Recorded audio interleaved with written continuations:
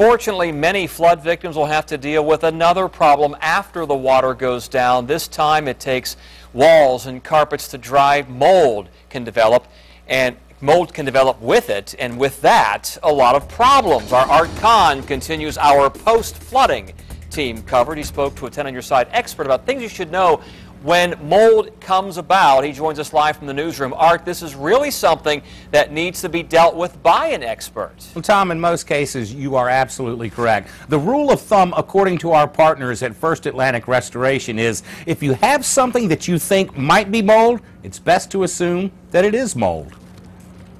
Typically, mold's going to show up in an area that you've had water damage, and it's going to be discoloration. It's going to be usually dark in color, maybe spotty, but if you've had an area that's been wet for some amount of time, mold can grow as soon as 48 hours. Which is why you should act quickly, even before the experts arrive. The best thing to do is if you have a leak or a wet area, get it dried out as quickly as possible. You know, a shop vac, anything you can do to mitigate as much of the damage and get as much of the moisture out of there as possible quickly is going to help in the long run to make sure you're preventing any kind of contamination from growing. This is something that you got to take seriously.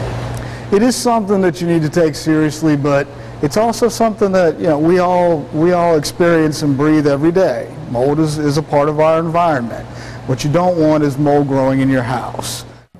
Yeah, well, Bart Brown says if you have a small area of mold from a small leak or spill, it's okay to clean that up with soap and water yourself. Large areas, though, require professional cleanup. But do your homework before you hire someone to do the job. Check references, the Better Business Bureau. Make sure you don't get shammed. Art Kahn, 10 on Your Side.